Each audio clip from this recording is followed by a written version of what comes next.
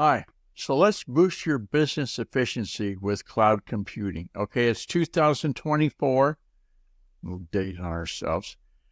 And now you can look at in terms of reducing your IT costs, having it be very scalable, enhanced collaboration. That means you can find a team quite easily with cloud, and improve security. You've got somebody that knows what they're doing about security, managing the security, rather than doing it yourself. Perhaps you're not the ace in the deck as far as security concerns, and you'll find it's a lot more convenient to have someone do it for you than to try to do it yourself, and perhaps maybe not do so good. So check out the Google document at theguyrcookreport.podbean.com. It talks about business efficiency with cloud computing.